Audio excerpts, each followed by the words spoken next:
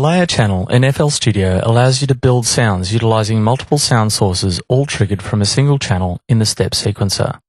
The sound sources can be made up of any sample channel, any Fruity plugin generator, any VSTi or DXi generator, and even any Rewire MIDI channels that you might have running. Although all the different sounds are controlled by a single layer channel, you still have the benefit of the control that exists within each sound's individual channel settings. Insert a layer channel by going to the Channels menu, choose Add One and then select Layer. Channels are assigned to the layer channel by selecting all the channels you want to be layered by right-clicking the selection button for each one of them. Then in the layer channel settings, click on the Set Children button. Now when MIDI is played through the layer channel, all child layers will sound.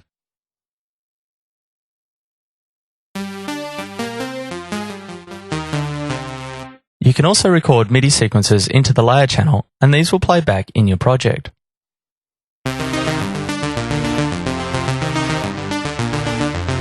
Note that selecting any of the individual channels will still allow you to play them separately to the layer channel, even though they are currently part of the layered set. If you want to remove a channel from the layer set, then just reselect the channels that you want to remain in the set and click the Set Children button again. Any channels not selected will be unassigned from the layer set. The layer channel settings box contains 4 quick automation knobs at the top. These are global controls that affect all layered channels: pan, volume, cut, and res.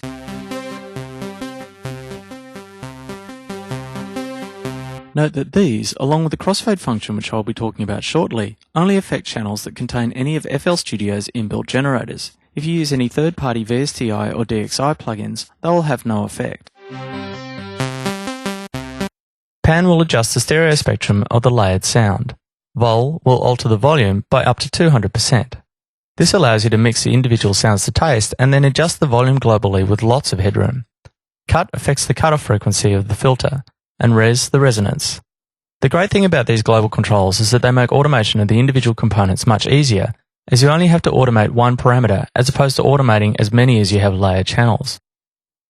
The Show Children button in the layering section below will select all channels that are attached to the layer channel. Beneath that is the Random button, which will cause different sounds to play randomly every time you play a new note. This is useful if, for example, you have a set of drum sounds in your layer and you want to achieve some more organic sounding variance in the choice of sample played. Beneath that is the crossfade switch. This will allow you to use the fade wheel over on the right to crossfade between each of the child sounds. As you move the wheel from left to right, you will fade into each sound according to the order that it is placed in the step sequencer. The first will fade into the second, then the second will fade into the third, and so on. Left to right corresponds with top to bottom in the sequencer. This can be useful for all sorts of effects, one of which could be the emulation of wave sequencing synthesis.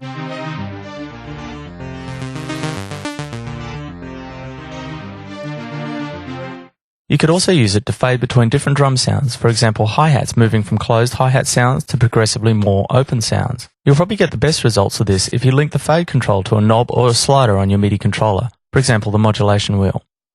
Other options for the layer can be accessed by clicking on the Layer Options button. The Split Children command will assign each child channel to a single key across the keyboard starting from the layer channel's root note. It will also adjust the root key of the children so that they will be pitched properly. This works well when you want to quickly create a drum map across a range of keys, or to create instruments where each note uses a different sample. Having said that, you can use the layer channel to control sounds each having their own key range, like a multi-sampled instrument. To do that, define the key region in each sound's channel settings. When you play through the layer channel, each sound will be triggered whenever you play a key within its defined range. Under the Split Children command is the Group Children command.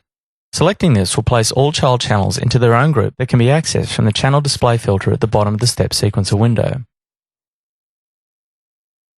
The Delete Children command will remove all child channels from your FL Studio project. The channels will be selected and a dialog box will inform you of their impending deletion.